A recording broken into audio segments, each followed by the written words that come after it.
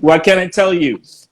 This is going to be a very interesting night. We have this conversation. We have a lot of topics to talk about. And that's the idea of the Car Station TV. Like you are doing a lot of good stuff. I'm doing a lot of good stuff. So that's the idea too. I'm disabling the comments right now. So if anybody has a question, they can send us the question and I will show the questions to you. Okay.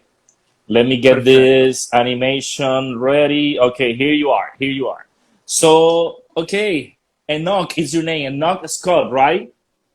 Enoch Augustus Scott, yes. Okay, can you? Let's start. We always start the takeover with a presentation. So, can you introduce yourself to the audience? Who are you? What do you do? And all of that. My name is Enoch Augustus Scott. I've been working and performing in Las Vegas for the last 18 years, almost 2 decades. Wow. I started out really I've always been writing. I'm mainly an actor and a singer. I do a little bit of dancing, but I've been writing my whole life. So I've also written some projects and contributed to the writing of projects that I've been on. And I'm writing my own. I'm writing my second musical now with my writing partner. I'm most known in Las Vegas for a production called Zombie Burlesque. Yeah. Which I was in for the last 7 years before COVID. We were actually I like to say I took the last bow on the strip, but shows are opening again, so I guess people are taking bows again. Oh, that's great news. Yeah.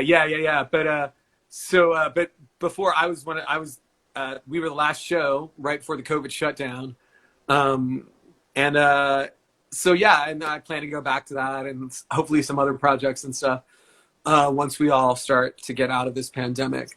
But that's it. I'm sort of the counterculture, alternative indie actor, singer, MC of Las Vegas. I've done Hedwig and the Angry Inch, and I've done I do Rocky Horror. I do Frankenfurter in Rocky Horror here and stuff. So that's great. You have a lot of experience. You have a lot of years working in the entertainment, right? Yeah, I've been doing this all my life. My first show that I got paid for was when I was 11 years old, Fiddler on the Roof in North Carolina. In short, just a local production, but a local professional production. You were where? And I played like a... Yeah. Okay, so that was a long presentation. Now, the idea of this takeover is you do your presentation, I do my presentation, and then we go ahead with the question. So I'm going to do very quickly because then it's going to take a lot of time. My name is Carl, djkrl. So here are my initials. Okay, there they are. So basically, I wanted a very small name. Carlos is my real name. And then I wanted something like very short, only 3 letters. And then Carlos in German is Carl. So I just took away the A and then I stick with the Carl, the KRL. So I've been doing electronic music since 10 years. I've been to 2019. I have 10 years as a producer, as a electronic music producer. Last year, my first album had 10 years of being released. And it was like, like my first songs, like how do I express myself musically? It was mostly trance music. But anyway, and I really liked it. And then I had some songs that they became huge, they became big, mostly without lyrics. Was just sounds, like this, they create this atmosphere and then start building. And then it makes you relax. So it's kind of funny how electronic music can go different ways, It can make you happy, it can make you sad, it can make you relax and sleep well, anything. I mean, those are, that's what my first album was about, okay? Let me get my iPad because I have some questions for you. And I know I don't know where's my iPad, but we have some questions. I have asked questions for you, and then I believe you have questions for me, right? I don't have any questions for you. Was I supposed to ask you a question? I'll come up with some questions. Right. You are supposed to ask me questions too. Yeah, right. Anyway, you just sent me a list of questions, and then you didn't say I had to ask you questions. Yeah. Right, I'm good. I can do it. Yeah. let me start with your first question, okay? Let me see if I can find it. It should be here. I believe the first question was about how did you become this star of zombie burlesque? Like, how was I believe the the question was a process? great show like Zombie Burlesque. But I just auditioned like anybody else. I saw the audition. We have a thing called VegasAuditions.com. And Uh-huh. it's where I don't, because I've been 7 years kind of out of the game. I was in a show and I didn't really, but so I don't quite know if this is the place to go anymore but it used to be Okay. VegasAuditions.com. Okay. And every, whether it be corporate gigs or whatever, they would list those auditions on VegasAuditions.com. And mostly it's for girls for dancing because, Vegas, Mm-hmm. it's mostly, chicks, work for chick dancers and stuff like that. Or, really awesomely built guys. Every now and then, an acting audition would come along and I saw the notice for Zombie Burlesque and I was like, I've always wanted to host a burlesque show. And I was like, this show has to be mine. But they were having auditions on Friday and Monday and I didn't go Friday and I was going to go on Monday, but I was working another gig late Sunday night until like 4:00 in the morning. And I really felt unprepared. And I was on my way and then I didn't want to go. I called up my best girlfriend, Katie Kenner, and I was like, I don't want to go. I'm not prepared. I don't want to go. And she said, just go. Just go. And do your And so I thing. just went. And I bluffed my way through it. I told him nobody else in this town could host this but me. And I did a dramatic reading of Vincent Price's monologue from Thriller. Uh-huh. And luckily enough, they called me a month or so later and offered me the gig. And I said yes. And they were like, you don't even know the money. I was like, I don't care. I just need a show. And so the rest is history. Okay, how long have you been doing it? It was 6.5 years almost when we shut down in March. Wow. It would be 7 years in December. December 13th is when we opened. Really, 7 years? It would, 2013 December is when we opened. Oh, okay. And we okay. started rehearsing it in September, late September or something. Okay, that audition, that audition that you did, you were trying to pretend to be funny, or it was just dramatic? Like, what was it about? I was reading the monologue to be funny, but yeah, I mean, they needed a host. They needed someone who was charming and clever, but also could sing. But I felt like what I had to prepare to sing was just shit. Uh-huh. And this other guy at the audition is singing like Maria from West Side Story, like the prettiest angel you've ever heard. And wow. I was like, that's what they want. My I'm God. fucking out.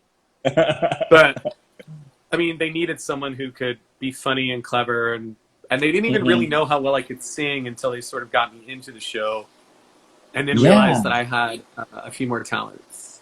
Yeah, I mean, so yeah, it was mostly about trying to be funny and trying to be clever and trying to, Yeah, I have to say that I saw the show Zombie Burlesque, and I was impressed. Yeah, you are a really good singer. I mean, when I was in the audience, he can sing. He really can sing. I've been singing my whole life. I was sort of limited range. I'm not a tenor. I'm a baritone. Like, I don't have those high notes that sort of people expect of male singers these days. Wow. But I can sing a song. I can put my own spin on it. It's just not like, wah! I can't do that shit. Okay. But I have my own unique style, and I know how to. I've been singing, and playing music since I was in 6th grade. Okay. And I've led chorus. I lead the Buddhist chorus here in town. So I know music. I'm not as brilliant as some music. I'm not a music. Blah blah blah. Ka ka ka. Thank you. You're not a musician, but you know music, right? I write lyrics and stuff, but I don't write music, and I can't tell you like what a B major chord is or whatever. But I mean, but I know the notes on the staff, and I know what the flats and the sharps are, and I know the basics and fundamentals. The grammar, the grammar of music. The grammar, yes. Yeah. And I can sing a hook. I can write a hook in my head. I just couldn't then sit down and write it on the staff for you. But luckily, I have a writing partner who can. That's great. That's great. You have many talents, as you said. You have no idea. Enoch, is that how you say it? Enoch? I say Enoch, Enoch. but Oh, okay. I'm sure with your accent it's Enoch. But Yeah. it's really when I was in Charlotte it was Enoch, but I changed it. I sort of changed how I pronounced it when I moved out west because there's a city here in Utah. It's spelled the same, but they pronounce it Enoch. Like Enoch. And people, when I said my name was Enoch, they were like, sounds Enoch? more American. What? Huh? So what? How do you spell that? Yeah, Enoch Augustus Scott sort of is okay. Theatrically who I am. But when I talk to myself in my head, you know, if I'm beating myself up or something, or just, you know, Enoch, God damn it, you know, I revert to. Oh my God. When I was a kid. So this is my second question to you, Enoch. Yeah. This is like you have a lot of years. What has been the best experience or the best moment, and what has been the worst moment that you've been experienced live? You know, because you do a live show, and then the reaction is right away. So, what has been like the best moment that you say, "Oh my God, I'm gonna remember this all my life," and what has been the worst? You say, "Oh no, this is terrible." Do you have anything like that you can remember? Yeah, it's hard, but. I mean, I've had everything when you do live theater for a living. I imagine you've seen just about everything, especially in Las Vegas. You've seen just about everything, and you kind of have to flush everything at the end of every night so you can go back and do it tomorrow. Yeah, that's crazy, right? I mean, one of my favorite moments on stage was being at the House of Blues, doing Frankenfurter from Rocky Horror Picture Show at the House of Blues in this like 1,200-seat theater. Yeah. Singing, it was this like, they show the movie and we do the musical numbers live. So I would, you know, sing, you know, Sweet Transvestite and all that stuff. And just 1,200 people in the palm of your hand. Wow. While you're dressed, you know, in women's underwear. And singing this song that you've been singing from a movie, you know, I know that movie like the back of my hand. I've been watching it all my life, you know. Yeah. And to have so that was truly remarkable. I think the worst things I've had, the fire alarm would go off pretty regularly for a while in Zombie. And because you have fires or something like. No, it gets set off accidentally. Someone in the mall would set it off, or I think we found out that our smoke machine was setting it off or something. So it's just an automatic alarm that goes off in the building. And then people go crazy, like, what?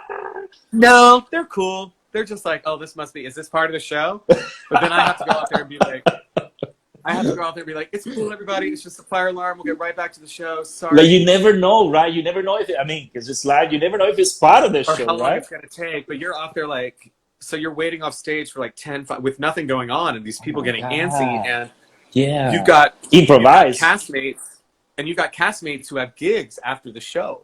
Oh yeah. So they have to do something. In the show are going to their go-go gigs after the show. So if the show runs 10 minutes late, they're late to their gig, so they're fucking antsy, and you're stressed out with that audience, and like all I want that audience is to be happy. Like my job is to hold those people entertained. Yeah, and to take them through the journey, and I want to make sure every person who sees any show that I'm in is safe, has an incredible time, is safe, and enjoys themselves. And when they start to get restless and stuff, you start to feel like it's your fault and like blah blah blah. But so those are the highs and lows of it. Yeah, I imagine. I mean, being live, like you say, you have to be, a good improviser, right? Because you never know what's gonna happen. Yeah, but I have a lot of training in that. I did improv theater, not necessarily comedy, but like improv theater. When I was in high school, and then I did Tony and Tina's Wedding, like I said, for a little bit in LA, and then again in Las Vegas. So I have a lot of training in. That's great. You need that. I mean, I guess you are more. I guess you're the more experienced of all the cast that is there. I don't know. I'm certainly the most experienced. Well, I'm the oldest. Okay. For sure. But also, they're all dancers, and I'm an actor. So it's like apples and oranges. is. None of those dancers are going to be able to dance as long as I can act. You know, they have to retire by 30, 35 or so. And I believe I can do this for nothing. I believe you both learn from each other, right? You learn from them, they learn from you. It's like a very. I should hope. I certainly learned from watching them. I mean, I hope they learned something from me. I certainly learned something. I'm sure they do. I'm sure they do. Watching them perform every night, and respect for dancers, and really, our girl singer was fucking I mean, it's just so good. So it's I hope we all learn from each other, because that's what the Las Vegas tacky is different than. How hard? This is my third question. How hard is to make people laugh? Because people may think, oh yeah, he has a good time and that's it. But it requires a talent, you know. Make people laugh is not that easy, because you try to be funny. That's not funny. You see? This is going to sound obnoxious, but I have never had a problem making people laugh. Wow. It's just all I've ever wanted to do, and all I've, and so it's all I dedicate, like, at perhaps the expense of other aspects of my personality. Dedicated to, I'd just rather tell a joke. I would just rather have somebody, you know, life is hard, and sometimes the only way to get through it is just to smile and laugh about it, and to look at it from a different perspective. Exactly. And sometimes I can try to make, like, I can try to be serious, bro, and people still laugh at me. You see, like, he's pretending to be serious. Laugh. I just, so it's never, I mean, I'm not going to say it's easy, but it's what I love to do. So it is not hard, for sure. For you it's not hard, because you have a talent. It goes naturally. But I mean, I'm going to be honest. I was watching, I went to Washington, and then they had this stand-up show, and they were, oh my God, I don't know if they were rehearsing or trying themselves, and I was thinking to myself, okay, I can make people laugh better than those people, and I can tell better stories than those people. Come on. I mean, stand-up is a unique bag, though. Like, stand-up is weird. And I'm not, like, I'm an actor I'm a comedic actor. And I've done stand-up. I've, tried out 5 minutes and stuff. But you have to dedicate your life to that, playing in shitty clubs with drunks yelling at you, like going and signing up and sitting there and waiting. And shouting, shut up! Or whatever, or something like that. Yeah, and so that's not my bag, but I love making people, and a lot of my influences are stand-up comedians. I grew up watching a lot of female stand-up comedians, Paula Poundstone, Rita Rudner. I imagine, I imagine. And so there are a lot of my influences, but also like Brecht and Chekhov and Shakespeare are my influences. So wow. And Andrew Lloyd Webber, and so, and Stephen Sondheim. So I consider myself an actor more than anything, and so when I'm playing a character, but don't you think? Funny, well, I don't know about that. You know more than that. To be on a stand-up comedy, you need to have some acting skills, I believe. It's talking in front of people. Talking, yeah, acting is I mean, it's a similar skill set, but it's different. Acting is pretending to be another person. And really getting into that person and their understanding, and stand-up is more about a delivery of about rhythm and well, acting is rhythm and pace too. It's just different. It's like the same bag, but not. I don't know. It's like it's not the same. It's the same. It's similar, but it's not the same.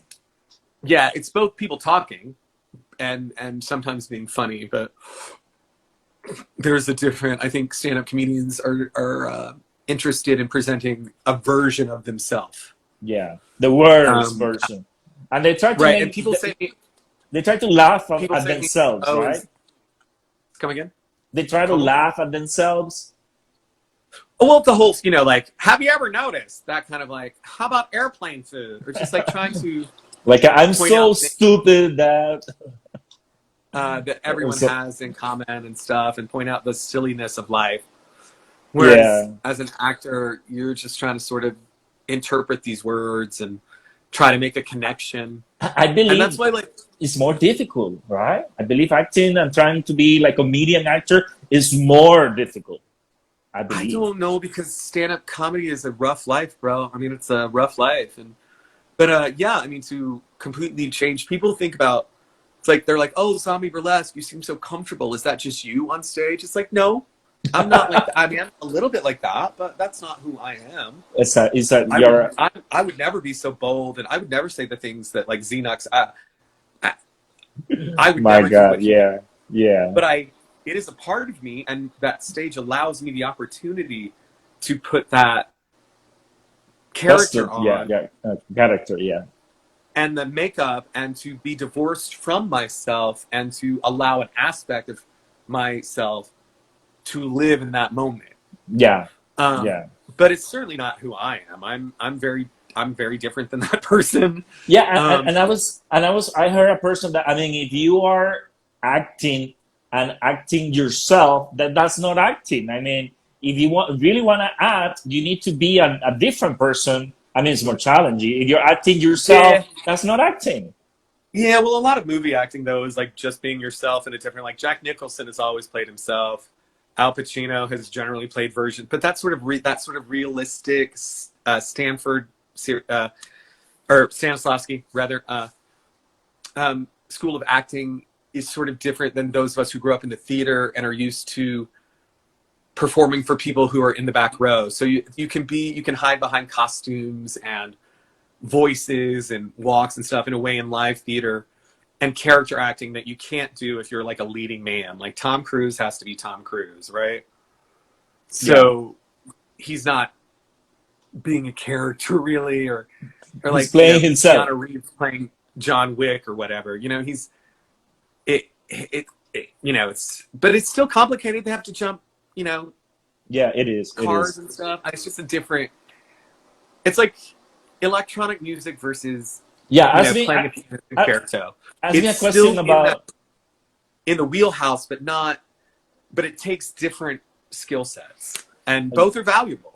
Like a guy sitting down and playing like a Beethoven concerto on the piano Uh-huh. is as valuable, as is electronic music, as is, ranchero music, as is Yeah, they're different pop music or whatever. It's just different, a different background, set of different culture, different stuff. And I but believe still, in like, people still get a kick out of, a Tom Cruise movie or whatever, and people still got a kick out of seeing what I do. It's just I would never be so bold as to say one is better or worse than the other, but yeah.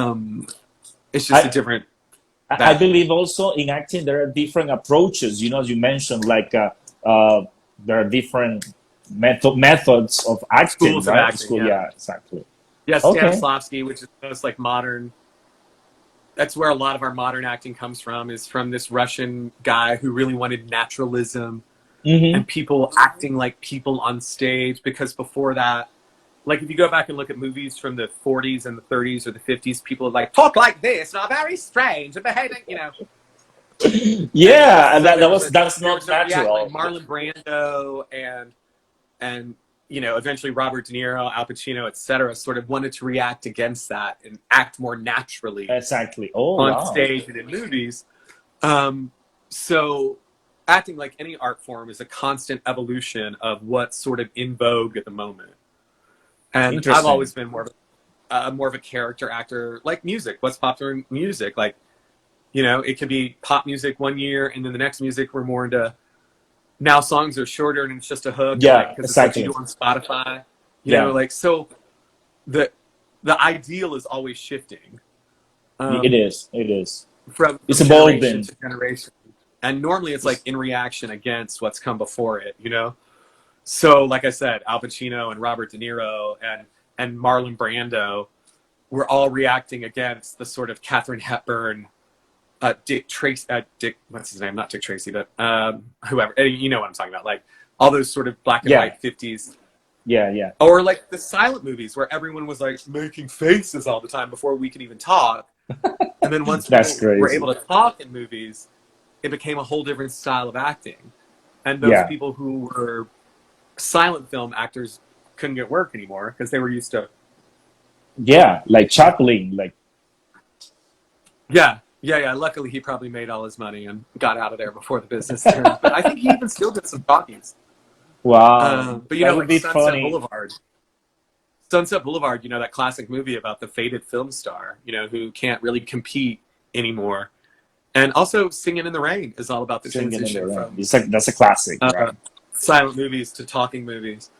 So yeah, always an evolution and stuff. And I'm a little bit in between. I learned naturalism, and then I learned also a more European.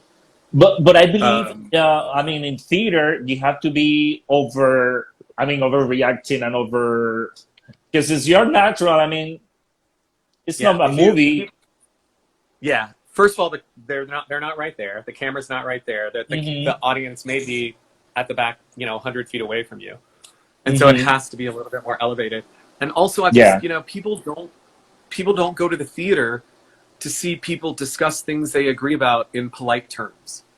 They want to see conflict. They want to see drama. They want to hear somebody yell at somebody. You know, like that's why you go to the theater. You can, if I want to watch real people, I can go to the Walmart. You know, and I will be entertained by real people. That's crazy. That's at the Walmart, but instead I want something slightly more elevated and thought about, and that's why I go to the theater. This must be fascinating.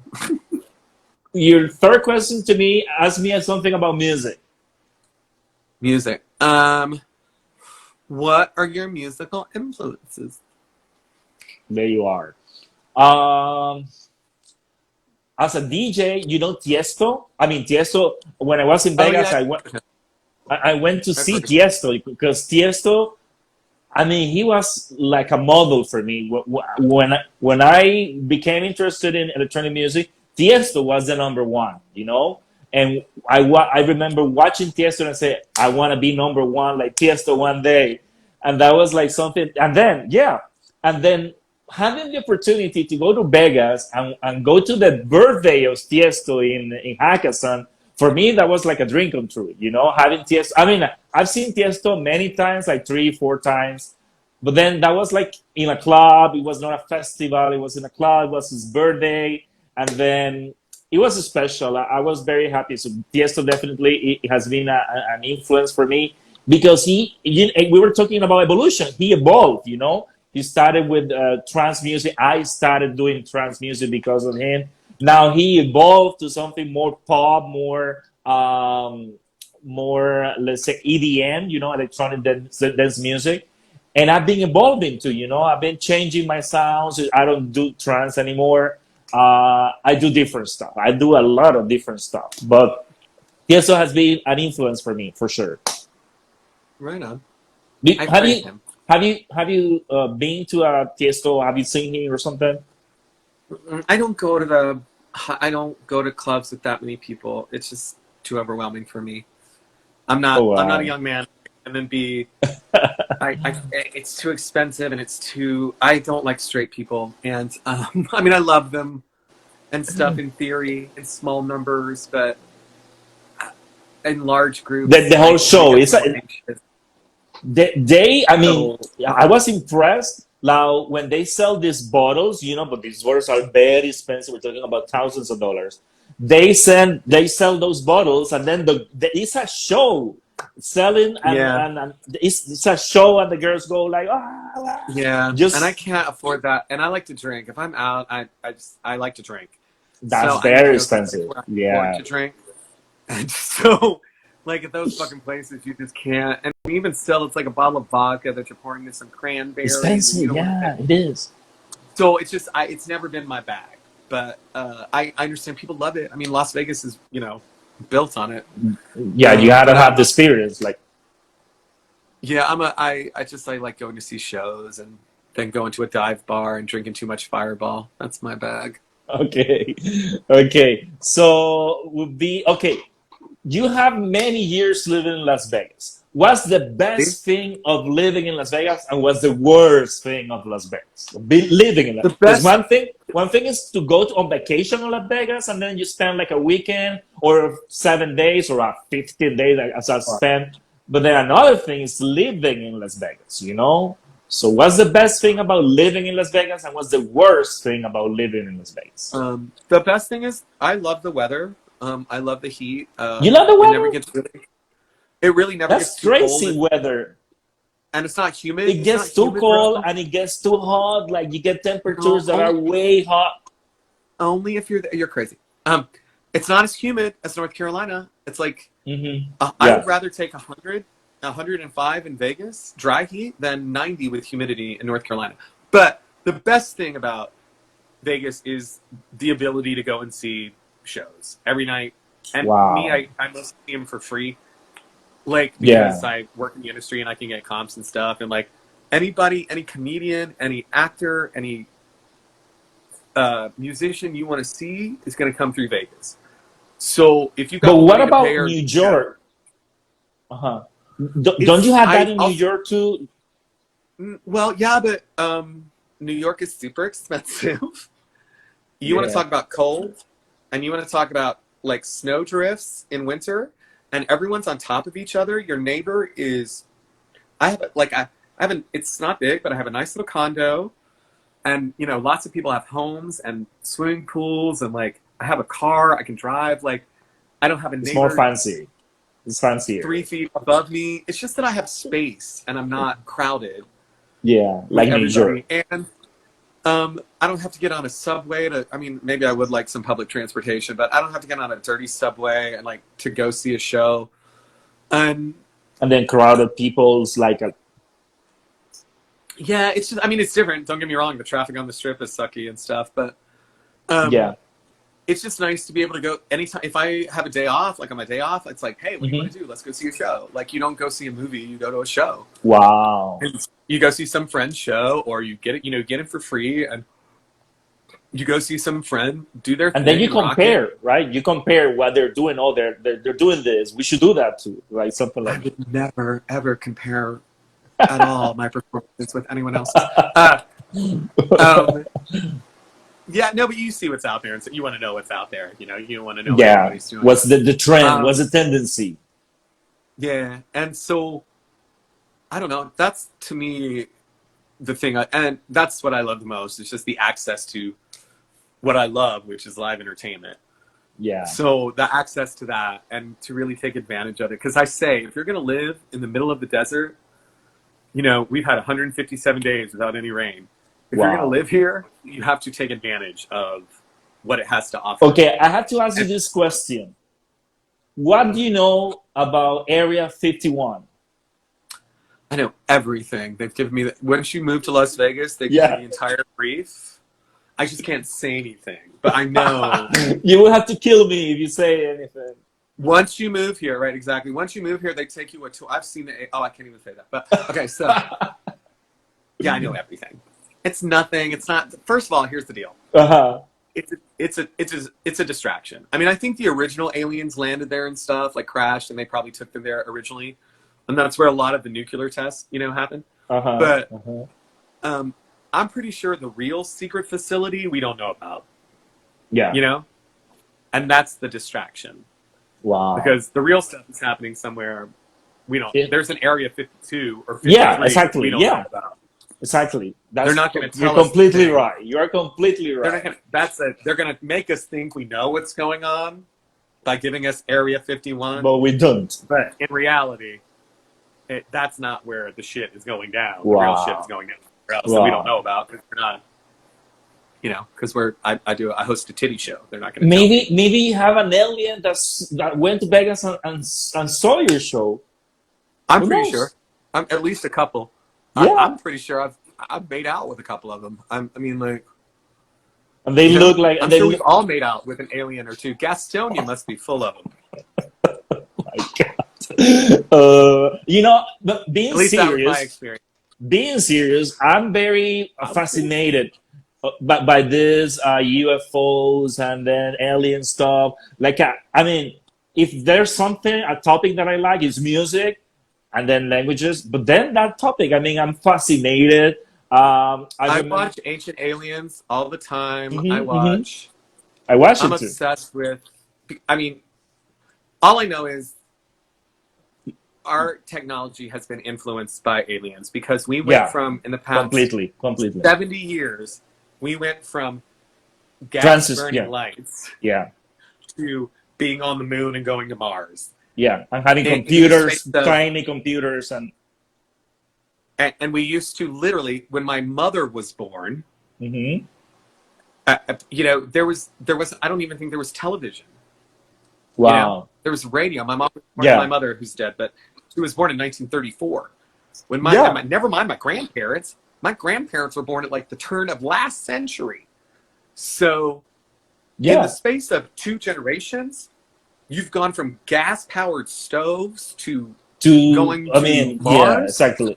And I don't know about you, but I've met a lot of human beings, and they're not that smart. Like, some of them are, but most of them, like, they're not. Even politicians or stuff, even Barack Obama, I don't look at him and go, you know what? That man could take me to the moon.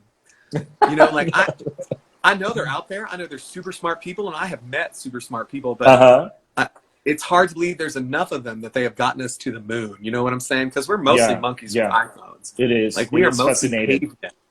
We are mostly cavemen with iPhones. You know, there's still people on this. Like, I think there's people who think if you could throw a virgin into the volcano, it would end COVID. You know, like, we are cavemen. Yeah.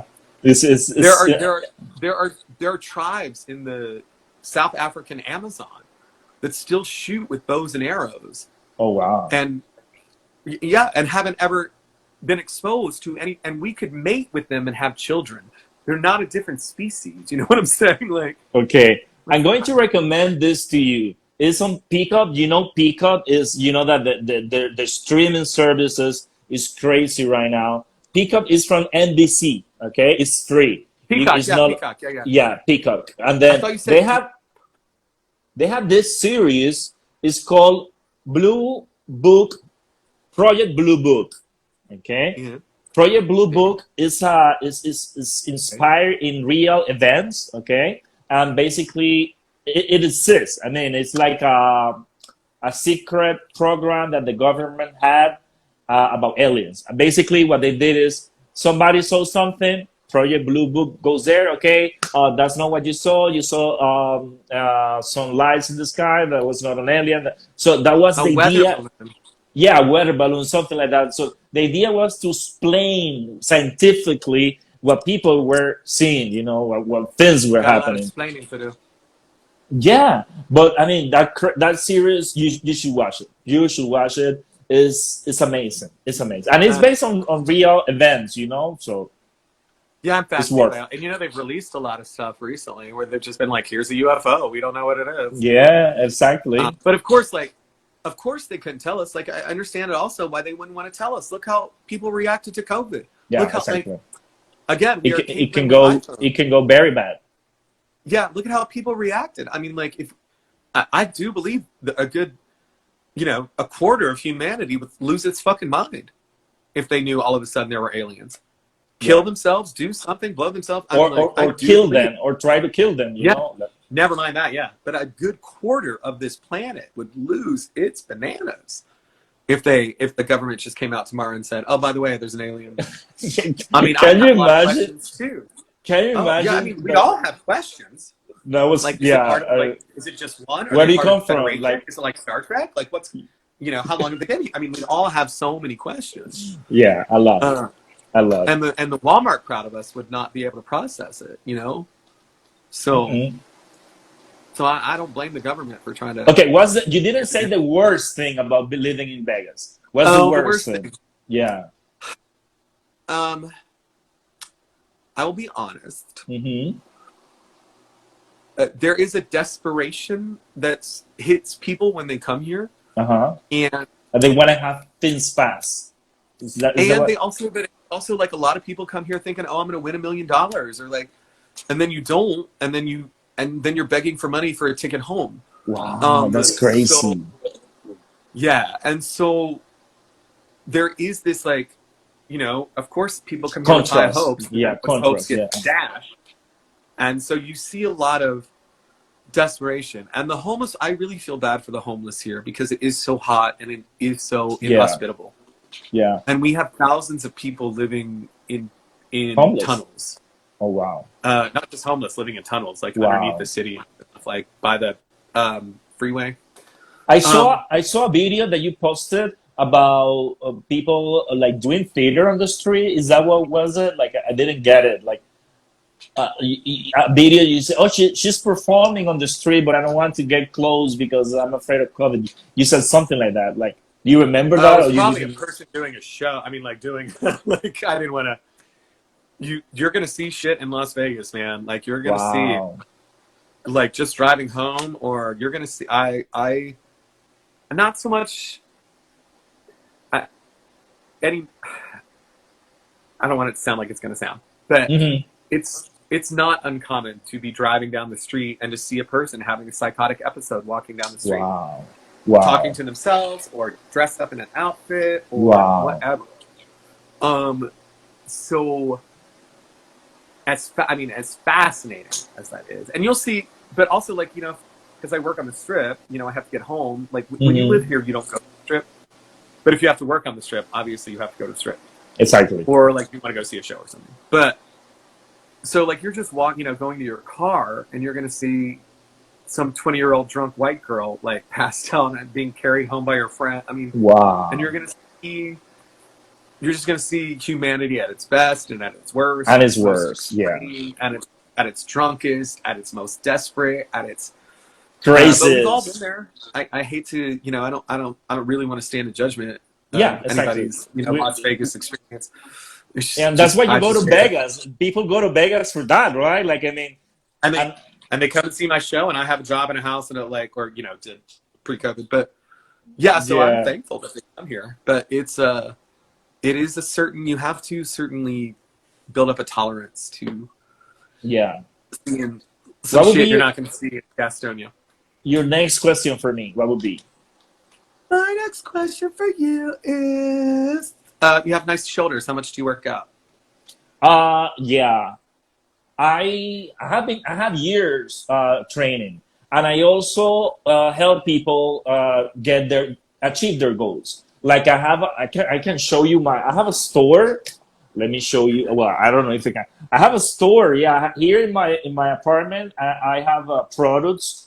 Basically for helping burning fat, building muscle. So I do help people that way too. Like I know about that, and then kind of a coach, but I'm not really a coach. But I recommend people like, okay, if your goal is to lose weight, these are the products that you need to. I don't think I have any. Yeah, I don't think I have anything right here. But basically, burning. I mean, mostly people want to build and get big, but then it's fat. If you get big, but then you have fat, it's not gonna look good. So that's why you need to clean, to cut first, and then I have fat burners. I have these products that you drink, and then I have this. Let me show you if I have. Let me show you. Okay, where it is. Let me show you the 3 products that I recommend that everybody should have. Here they are. Okay, it's dark in here, but anyway. So,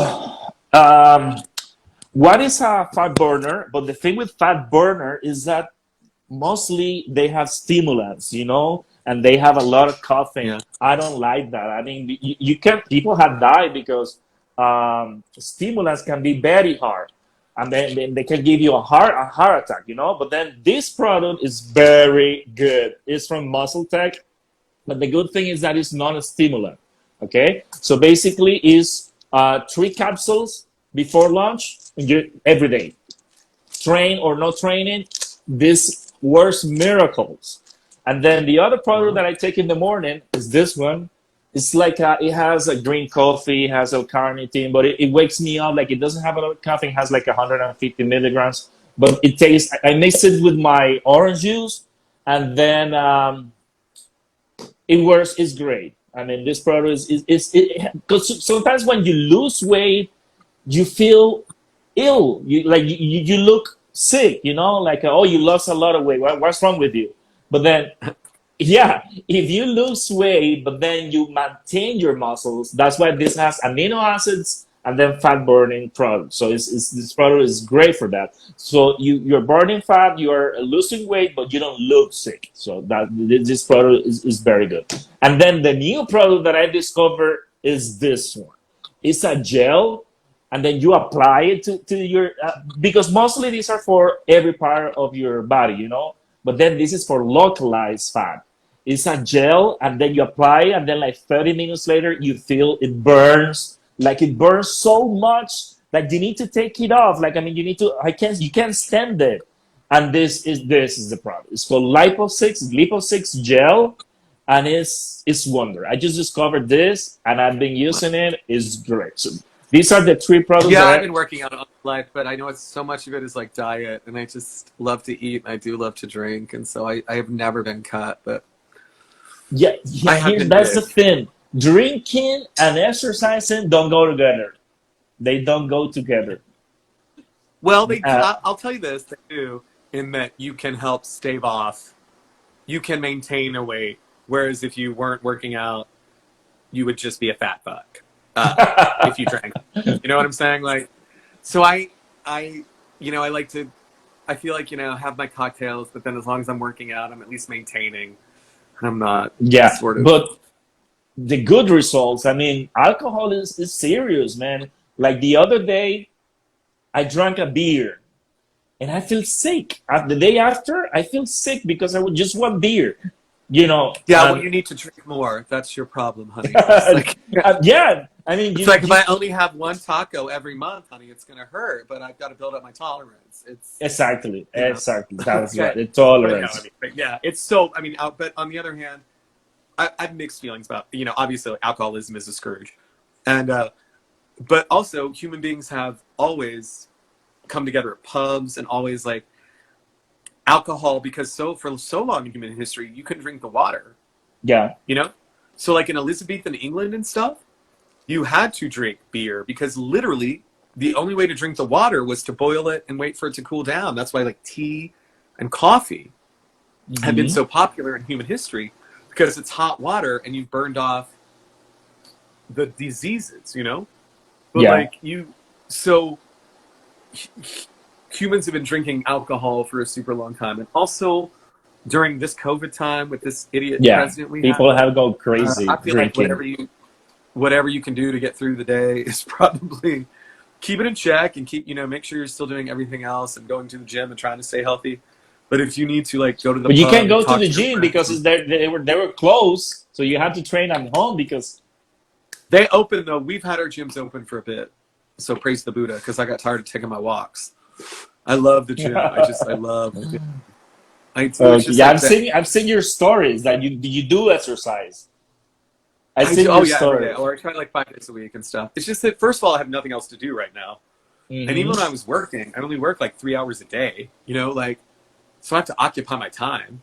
Yeah. And obviously, I have to stay in shape because of my job. But I love just listening putting in my music or my podcast, and just going to the gym, looking at the boys' asses, and working out.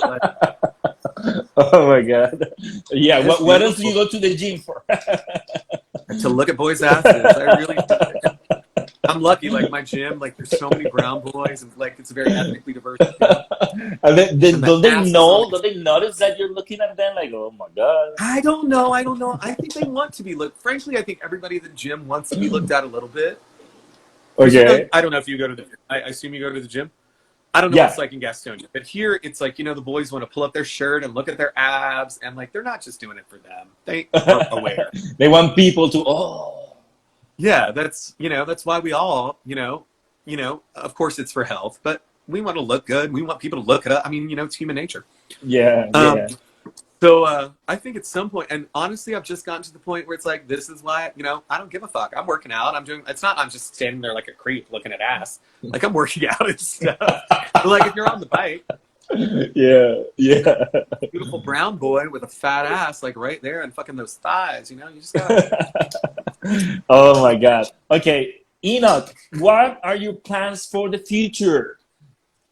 Um, I'm working on a couple of things. I'm working on a game show that's based on British panel shows. And then Wow. I've written with my writing partner. I like to call it a concept album because I don't really want to rush it along just yet, but it's based on Tiger King, Joe Exotic, Oh, wow. at Netflix. So it's not Yeah. really, it's more about how the nation reacted to it than it is about his story. Mm-hmm. But so that's what I'm working on. We're hoping to do a workshop, a virtual workshop of it on October 27th.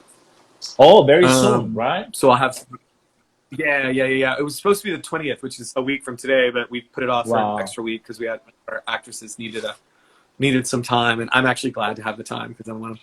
Okay, It's the so first time. yeah. So what is gonna be about? Like, what is that? Like, can you explain more? Like, It's well, if you did you see the Tiger King I know about that Netflix? because it has been very famous, but Yeah, haven't watched it. yeah. Well, it's about this. It's about these two people who have a sort of rivalry about who's saving the cats. But Joe Exotic, the sort of main character, is a very Trumpian figure, very American, very I'm the king of my own castle, I'm the mayor of my own town, I do whatever I want, kiss my ass. Sort of that American Jerry Springer, Yeah. kind of thing. And so I thought it was fascinating how similar he and Trump are. And also I Wow. thought it was fascinating how much they vilified the female in the story. His rival is this chick called Carol Baskin, who he accused of killing her husband, and she might have. Wow. But I wanted to sort of also tell her, like, what if she didn't do it? Like, what is her side of the story? And I wanted to do it through song, and so Wow. So you wrote it's like 8 songs and songs. I wow. write the lyrics. My writing partner writes the music. Okay. Like I come up with a hook and stuff, but he'll turn it into a song. And so we have like 8 songs, and normally, if things were working as normal, there's a thing called the composer's workshop where you like once a Mm-hmm. month you go and like present a song. But Oh. we haven't had that luxury, so it's like the first time anybody's heard this music.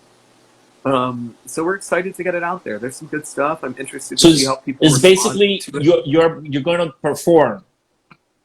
Yeah, I'm gonna play Joe Exotic. I'm gonna play the Tiger King. Do I have my wig here somewhere? Oh my God, really? You had And the blonde wig and all of that? I wear a hat with a mullet. And and so it's sort of, and Trump is a character, Melania is a character. I think Rudolph Giuliani Wow. will be a character. I had to see Um, that. it's October 27th. I will let you Okay. know. Okay, We're gonna sure. virtually we're gonna stream it. I had to see We're that. That's gonna be funny. Yeah, yeah. It's some great songs and also some really moving songs, but some funny stuff. Like there's a song called Bleach. Like drink some bleach when Verona's after you. Like one of the most beautiful songs in the world. Like so catchy, but it's about drinking bleach to kill Oh my corona, God. which you should not do. Oh my Anybody's watching. God. Anybody, yeah, Um, please don't do that. You may die. yeah, but that's one of the ideas our brilliant president had. So it's more about what But he's immune now, so he's got the glow. He's yeah. got the glow. Yeah. 74 years old, got every drug shoved up his ass in the world, and all of a sudden he's better. High on steroids. Yeah. I feel like I did 20 years ago, but you can imagine what he was like doing coke back in the day, right? 'Cause Oh that's what my he was God. like, right? You Oh saw my it. God. We all saw it. Can you imagine him like in the 90s on coke? No. Can Too you much. imagine? That's too much. Right? And him and Jeffrey Epstein at those parties. Oh my Just God. Don't even mention it. Oh yeah. Oh my God. just No. hitting on, I don't want to hitting know on about model that. after That's too model. much. Like I'm just saying. That's too much. I'm not Okay. saying it's what happened. I'm So just saying. Enoch, I'm going to my bonus questions because normally it's just 5 questions, but I had to ask you about these things because I really want to know about that. Like for example, uh, Wait, I get to ask you one more question. uh What language would you learn next? well, I know. Obviously, Spanish, my first language. English is my second language. I know a little bit French, and I know a little bit of German. What do you So want? if I What's the next? Chinese, because I imagine So hard. if I Japanese go is to really what I China, tried to teach myself Japanese. Yeah, but I mean, it depends on the country, on the next country that I go. I mean, I don't know if I'm going to, you plan stuff, but then at the end, God decides. Like, but if I Really? I hadn't go, noticed that in 2020. I had no yeah, idea. totally. So Plans if go I go to awry? China someday, I would like to learn Chinese or Mandarin or yeah, Japanese or I don't know those Japanese is strange. what I'm obsessed with Japanese culture. Like I love their movies and their media. So And and the country is wonderful also. But I then mean, they they have they, their gi- own. they give us coronavirus, That was true. Yes, the China flu. Yes, the Chinese virus. not Okay, so Japan. Okay, yeah, here's my ASEAN. question. My question is like very, how do you say, controversial? Scandal, Yeah, controversy. like I think I've okay, already talked about Coke doing Trump. Trump doing Coke in the '80s. So I think we passed things being controversial. okay. Has any of the actors, dancers, received any sexual proposal? Because when people go to see zombie burlesque, you see a lot of nudity, a lot of girls showing their titties and a lot of Yeah, but body yeah, they're wearing skin. pasties. They're wearing pasties. Yeah, okay, they're covering their titties, their nipples, but just, I mean, just this. Um, but has anybody confused? Like, I mean, to have any proposal? I don't know. I yes, like male dancers have received letters like, I just think you're so artistic and so beautiful. And I've set a girl, like a They chick want to who's in the fuck. show. I set up with a guy friend of mine who thought she was hot. And like, so, and I've myself maybe had someone who saw the show and then wanted to hook up. I've hooked Oh, up with. So, what?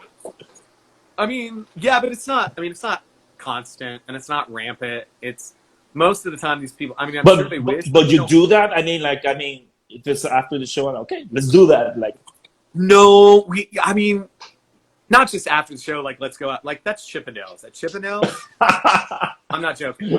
The chicks hang really? out in the bar afterwards, and the guys go out to the bar to mingle because it's part of their job. Uh And huh. then the girls throw themselves at them, and they pick which girl they want to go home that night and go, fuck them. Wow. Our show is not quite that. Most of the girls are, like I said, going to their go-go gig, and a lot of the girls Mm-hmm. already have a boyfriend, generally. Oh, So they're just, it's another gig for them, So they're going to their next gig. They're not going to go hang out afterwards at the bar and wait for some guy to hit on them. wow. And neither am I. I mean, I don't go out to the bar to wait for some guy to hit on me. But like, I don't know, somebody sees the show and then they hit you up on Instagram or whatever, and then maybe they come back to the show and then, you might hook up. It might happen. Wow. Okay. What about what about It has because happened. I mean I know about the what is it called, like the third wall, the concept Fourth, of the third wall. So and you guys I do think you that mean fourth wall. you do that a lot. I mean, you deal with the audience, but in a way that, oh my god, like people can feel intimidated. So has anybody been mad or angry? Like, why did they do that to me? I didn't want to go. Yeah. Yeah. I kicked a Oh, guy once in the front row, but he seemed fine. But this black lady once, uh, she was pretty drunk, and I said something to her like, I was like, who's been married less than 2 years? And she's like, we've been married 6 years. And I was like, well, can't you see that 2 is less than 6? oh my god. And and then I went on with my shit, and she apparently was out at the bar wanting to fight me because she Oh thought my I was god. being racist. She thought it was a racist comment and blah blah blah. And Because you but she's basically told drunk. her that she was stupid or something like. I did not tell her. I told her that 2 was less than 6, and that Oh if you my don't know god. that, then that's on you. But she was drunk. I Oh, mean, it's the it's the job of a comic. And then the poor house manager was trying to talk this 250-pound black woman down from like, he's wow. like, listen, it's a show. They're going to tell jokes about everybody. This ain't Yeah, about you. It's not personal. exactly. He doesn't Oh know my you. god. And again, I grew up in a black suburb of Charlotte. Anybody who knows me Yeah, yeah. knows that I've been a social justice warrior my There are entire a lot life. of African community And here, like African I grew up. Americans. I grew up in a black suburb of Charlotte. I went to a black junior high school. I went to a black high school public that was 50%, 52% black. So I loved my best friends. I don't need to like justify my own existence, but Yeah. Anyone who knows me knows that that certainly wasn't what I was doing. Mm-hmm. But It's she just doesn't know me it's a about show, that. as you said. You sometimes you say things. Oh my god, what did I say? That? Like Yeah, but that's what comedians are supposed to do. I mean, that's their job, is to make you think about things in a different way and to maybe say the shit out loud that a lot of people don't want to say. exactly that they're afraid to say, It's and like they will the say. jester and the king. It's the job of the jester. I don't know about in real, but theatrically, like in Shakespeare. Like the jester was the one person who could tell the king what he didn't want to hear. Exactly. But he could say it in a funny way or whatever, and so the king could hear it and get it. So, it's always been the job of the jester, the comedian, to say things sometimes that are maybe a little controversial or maybe a little, perhaps a little. But I majored in women's studies. Like I was brought up in the era of political correctness, and I believe it. Like I believe in calling people what they want to be called. I believe in like respecting everybody, and that and really going out of your way to show kindness and respect to everybody, because that's what you would want for yourself. You would want people to go out of their way to be kind to you. Not you want, instead of just taking the easy route and being a jackass to you. But when I'm on stage, my job isn't social warrior justice. My job is to tell jokes and make everybody laugh, and sort of equally. And I make fun of white people more than I make fun of anybody else. Like I'm the one who calls everybody a cracker. Like I'm very into really. I believe in punching up and not punching down. So I would never ever tell. I mean, like if I tell an Asian joke, it's that they're good at math. I'm not going to say they're bad drivers. I have made that joke, but like. I do believe in like punching up, like so it's easier to punch up at white people and to make fun of white people and to make fun of straight white people. I feel comfortable at, because they're the ones. But they can be offended. I mean, they can get offended. I mean, they love it. They fucking love it. They love people love. They were like, oh, I want you to make fun of my friends. Like I would have people, they would want their friends to come up and be in the couples game. They're like, oh, I want you to make fun of them. They're like, people. Like some people love to be roasted. Some people want to like have it. Oh my god. Okay, so the answer is yes, I have. Does that ever happen? I mean, like I'm talking about like, I mean, zombie burlesque is about zombie, okay? But maybe a person went to the show, I didn't expect a lot of nudity and a lot of skiing, and they said, oh, okay, this is not for me. I'm standing up, I'm getting up, and I'm living. Yeah? I've seen people walk out, especially when the kids. I have had children in the second row. God. But I come down, the first thing that happens is the stairs open, and I come down the stairs. And I do a little intro, and we start the opening number. And I come down the stairs, and I'm like, there is a child in the second row. Oh my god, no. Titties and hear every dick joke I have. But I'll tell you what, it's too much for some people and their families. And they're like, you should have told somebody. It's like, you didn't look up the word burlesque? You don't. But they don't know what that is. They don't know what burlesque is. And people are always like, I never knew what to expect. It's like, well, it's zombie burlesque. It's in the title. There's zombies that are going to take off their clothes, to strip music. And there's going to be some comedy. It's what the art form is. So like if you take your 14-year-old to a burlesque show, that's on you, bro. It's not on me. And it's not on the usher. It's not on anybody. It's not on the. They don't give their money. I mean, they don't get their money back. I mean. Yeah, they don't get their money back. Wow. I work for a gangster, honey. In a good way. But there's an advertisement when you go up to the bot. It's if you don't know what it is, again, it's on you. But yes, I've had people walk out with their kids, and some people who are just uncomfortable with a lot of skin, a lot of nudity, a lot of jokes about that too. A lot of dick jokes. But that's the tiniest minority, really. Most people stay and have a good time and drink too much. I mean, it's Vegas. It's Vegas. What do you want? I mean, what did you spend? Again?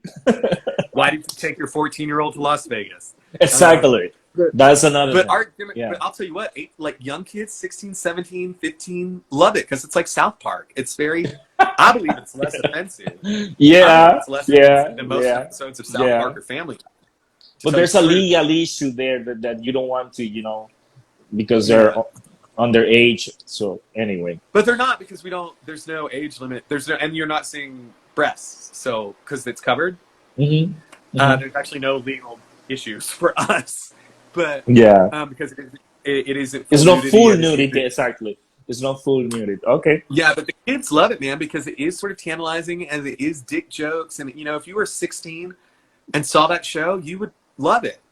It's nothing but dick Yeah. jokes and titties. Like, so the kids love it. Really, a lot of the kids love it. Well, kids, 16, not like 5, 10. I don't want to show, but I've seen them. Teenagers. Yeah, teenagers. Okay. Um, So my last question to you, Enoch. So what happens in Vegas really stays in Vegas? yeah, I mean, where else is it going to go? When I tell you what, people forget what they've done here the second they get on the 15. Oh my God. That's the freeway. Like, living here, of course, what happens here stays here. I've got nowhere to go. Exactly. So, I mean, whatever the expression, but really, people come here, have a great time, get too drunk, see a show, have They spend a lot of money. and then they get in their cars and drive home. And by the minute they're on the 15, they've forgotten what show they've seen and what they're thinking about getting home and paying the bills and how So, I in a bizarre, stupid way, I do believe that what happens in Vegas stays in Vegas because we're very good at compartmentalizing, So, like women, the shit women wear in Vegas, they would never wear anywhere else in the world. Those dresses that women wear with one boob out and it's too short. And they're wearing high heels they don't normally wear. And it's like, you can't wear that in Gastonia. You can't wear that in Scranton. You can't wear that in Poughkeepsie. You go to Vegas to wear that. Right? It's... I marvel at how women dress in Las Vegas. It's like, where did you buy that? And how long was it in your closet before you decided to wear it here? No, that's crazy. It is It crazy. doesn't fit them. It's like just sausage casing. Just, America, bless our hearts. We're not the thinnest people in the world. But praise the Buddha, people come to Vegas and they don't give a fuck. They just... They don't give a fuck. Yeah, that's right. They're here to have a party. They're here to wear whatever they want to wear. They're here to be sexy or be stupid or be drunk, regardless of whether or not they're capable of any of those things. And so, yeah, I mean, it is, people really do behave, and I believe in my heart and soul, they behave in a manner here they would never behave. Exactly. In their house, in their home. They would never mind their that. house, but not like, you wouldn't go to, maybe at Key West if you were 17, like you were a high school student, you might go to Florida and act up in this manner. But most adults don't act out in their lives the way they act out when they're in Las Vegas. In Vegas, wow. Yeah, it's that's crazy. For sure. That's it's for crazy. Sure. Okay, what would be your last question for me? Mi pregunta última para ti es... En español. En español, es más difícil.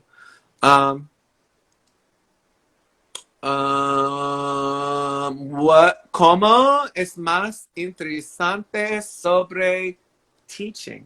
How do you say teaching? Enseñanza. What's the most interesting thing about teaching? Yeah, what's most rewarding?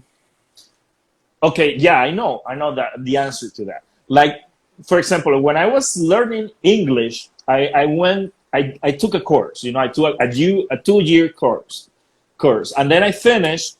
Okay, I knew English. I knew how to speak English. But then when I started teaching English, I realized that I didn't know anything. So it was funny, yeah, because you can't teach something that you really don't understand. You can't teach something that you don't master, So I had to really understand what I was going to teach. And that in teaching, I've learned more than taking an English course, So it's funny. Because it's okay, I'm the teacher.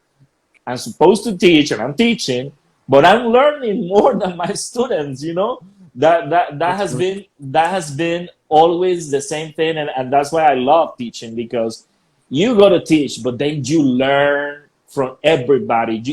In my experience, you really, it's literal. You learn. You don't know. I mean, everybody can teach you something. That people that I mean, not only language, like different stuff, life. yeah, How to yeah, live. exactly. So There's a so lesson to be so learned from everything.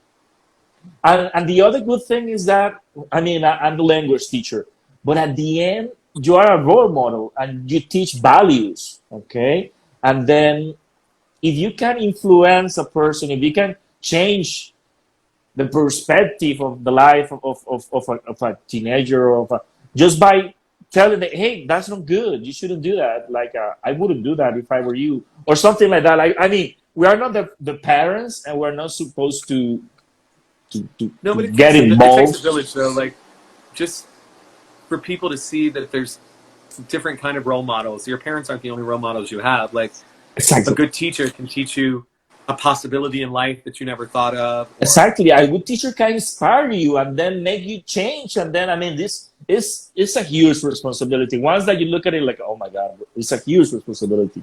And nobody's perfect. I'm not perfect. Nobody's perfect. We make mistakes. I'm pretty But close to perfect. But go ahead. you're right. Once you think you're pretty close, you are very far from Yeah, close. true story. Believe me. True story. Okay, yeah. So yeah, those are the things. I mean, I didn't know I was gonna love teaching. I did. I mean, when I was in high school, I didn't want to be a teacher. Really, it was life who sent me in that way. But I liked it, and I said, okay, I'm good at it. I liked it. It's a way of living, and that thing took me to the United States. Because I was in Colombia, so it has been a good journey so far. Colombians are beautiful Men and because of women. Men, yeah, men, because of yeah. it's because of all the Nazis, because all the Germans went there after the Second World War, and then they had kids with the native population, and so that like that white Aryan thing mixed with the beautiful brown people, and they have great kids. Wow, True story. that's so racist. It is what it is. I'm telling you what happened, honey. Like, it's not racist. It's like just what happened. Like, Like, well, you know so that like human beings are meant to have babies with people from the other side of the planet because your immune system is stronger, and people can smell that. And so that's why people are attracted to people from different cultures and stuff. It's only religion and culture that says you must marry in your fucking race or whatever. uh, But human beings are naturally attracted to people from literally the other side of the planet yeah, because you can smell that your immune systems will mix because you're immune to these diseases, they're immune to those diseases. Your baby is that's immune not to all of your true. diseases. That's not true. You cannot It is true. smell. You cannot smell the immune No, system. it's pheromonal, brother. It's pheromonal. I mean, Oh my you don't God. literally go, I smell it, but human beings know that that baby will have a stronger immune I system, don't and believe that's why a thing that what you're saying. I don't it's true. believe. It's true. See, Absolutely true. Absolutely come true. And on. so that's what Colombia is a perfect example. You brought together genes from two sides of the different planet, and you Well, made we some have we beautiful have listen. We have Indians. We have African Americans. We have Spaniards, because a lot of and you have Spanish. and German Nazis. Not so A lot of much. Germans came over. A lot of Germans came over. Okay. True Okay. story. But But it's a then great we will mix of have. genes. And so Yeah, the I people are mean, beautiful. Wait. yeah, it's a That's why they're always mixture. At the end, it's a Always Miss mixture. Universe and stuff.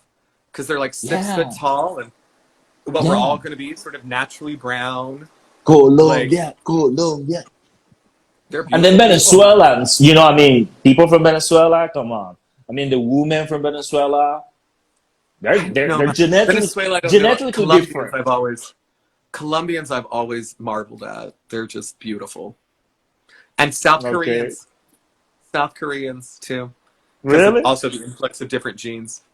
But you want all the genes to mix and then you make the best fucking babies. It's true. I mean, because if you get a bunch of white people having or any race, that's when you get retardation and diseases. It's like the royal Oh yeah, house of Europe back in the day where everyone had hemophilia and stuff because they wow, only interbred. Do you know about this? wow. the royal No. families of Europe all had Oh hemophilia. yeah, okay, yeah, because They only they bred could with each other. only I mean because they think their blood is blue blood, whatever, or something Right. like that. So But they only had sex with family each other, with yeah, and their babies had the same. When you two people with diseases have a baby, the baby has that disease yeah. regardless. And so that's what happens when the gene pool gets too shallow. That's like why human beings are. That's why I love cities. Like it, but it's also ideas. It's not just babies. Like that's why I love What cities what because that's where countries? everybody comes together. Yeah, what other countries have you been? I spent a summer in Greece when I was a kid, and then I spent a summer session in England, and I've been to Canada. I've Yeah. never been to Mexico, but I really Have you I been to love Latin spending. America? Any country in Latin No, America? I No. want to go so bad. I haven't gone because I love the language so much and I love the culture so much. Yeah, I I love invite you. telling. I love. If you ever go to Colombia, you need to go to Cartagena. I was born in Cartagena. It's the most touristical city. Like I mean, Bill Clinton has gone there. You know, presidents, United States have gone there because it's the most touristical city. And then you need. I mean, I moved from Cartagena to Barranquilla. Barranquilla is very close to Cartagena, and they have the second biggest carnival in the world. The first one is Brazil, and then the second one is in Barranquilla, Colombia. It's during Carnival. You should go. You should go in carnivals. It's No, crazy. I might It's be too crazy. old for that. I would fall in love with everybody. Brazilians, they're beautiful too. I mean, Yeah, I'm you hard. want I to mean, talk you know. about beautiful people? Yeah. Um, yeah, I would fall in love with everyone if I went to a carnival in Colombia. You may stay there. That may happen. Yeah, sure. I, I might never leave. I thought I would get. I was like, as soon as this COVID is over, I'm gonna declare. I'm gonna go to the Japanese embassy and declare political asylum and just try to get out. But maybe I'll Oh go to my Colombia. god. Oh my god. You should go. You should go. Once the pandemia is over. So how you Pandemia. go? Yeah, how are you going to do the theater? Like what restrictions are gonna be or something? We right now there's a 25-foot rule from the performer to the audience, which is really more than anything else screwing with us because the theaters are generally small and we're already at half occupancy. So it's just going to take some thinking and some time. Until then, it's just a lot of performers out of work, and I'm hoping that Congress Wow. passes unemployment relief and stuff because it's not that I don't want to work. It's just that I can't, like, literally, I cannot work in my field, and I've trained my entire life for my field. I've got a Exactly. degree in it. I've spent my entire life getting to where I was at before COVID happened. So I can't just, they won't hire me at the Target. They won't, I'm too educated. Like you know, they don't want someone who's going to leave in 2 months when the show opens again. Like, so I can't just go get a job somewhere else. I could drive Uber or something, but I would make less than I'm making on, it still won't pay my bills. Wow. So Yeah. it's hard right now. It's super duper hard, but I believe it's going to come back. I know it is. Like, not Sure. to bring up Shakespeare again to sound like a erudite idiot, but the plague, they closed down the theaters during the plague while Shakespeare was writing. They were closed down for like 3 years Wow. because of the plague in Elizabethan England. And then when he came back, he wrote Romeo and Juliet. He wrote King Lear, Wow. Midsummer Night's Dream. Most of his work was after that. Wow. And So after the Spanish flu, can you imagine what is going to be after this pandemic? I mean, it's gonna people, be and the good. thing is, so many artists have been at home for 8 Yeah, months just creating, like exactly. me. I've written 2 Exactly. things. Because if you're an Yeah, artist and you create, that's all you do. It's exactly. all you know how to do, regardless of whether or not somebody's paying to see it, or it's all you know how to do. And so It's when it comes yeah, back, we're ready to go. There's going to be so much good stuff. yeah, it After is. the Spanish flu of 1918 came the Roaring Twenties, came the Harlem Renaissance. Wow. So everything's a pendulum, And so Yes, we're at this low point right now. But when it comes back, it's gonna it's be going to swing back gonna go to the so top. hardcore. And you're going to see some of the best work out of the artists that you love, Sure. that you've ever seen. I really think that the ones who stick around and survive are going to create their best stuff Yes, it has to after be that this. way. Yeah, it has to be. because we've all experienced so much, you know, like Very we've all difficult grown so times. much. But yeah, we have to grow. Yeah, in a way. Yeah. The last 8 months have been such a Crazy. I hope, certainly Yeah. been a learning experience for me. I don't know about everybody else, but I hope everybody else has learned a little bit about themselves and about the world and their family and science and And life. everything. Yeah. How to see Uh, life. and I can't wait to see that reflected in the art that people create. That's right. And I can't wait to reflect it in my own art. So Yes. Okay, well, Enoch, it's very late here in North Carolina. It's almost midnight. I know it's almost. We almost talked 2 hours. I'm so sorry again. I was late.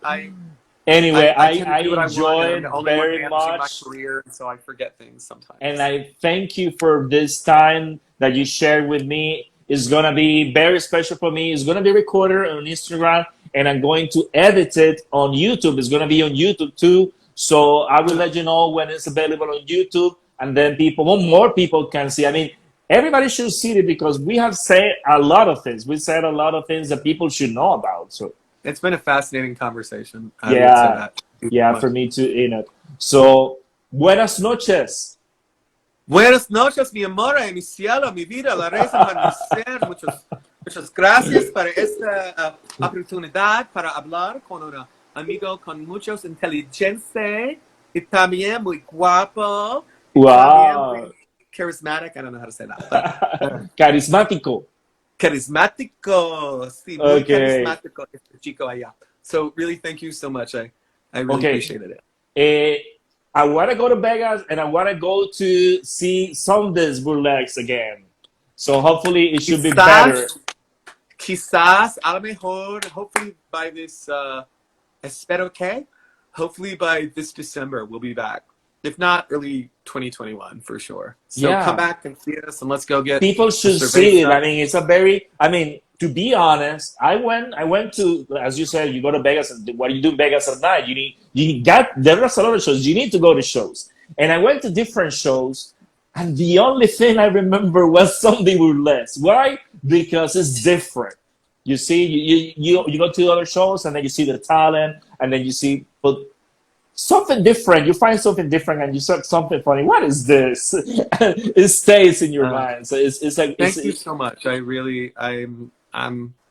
I've always been sort of humbled by how people react to zombie burlesque, and I'm very grateful. I don't know what to say. Okay. But thank you very much. You're welcome. Thank you for being in the Car Station TV, and buenas noches. Bye bye. Thank you for being in the Car Station TV.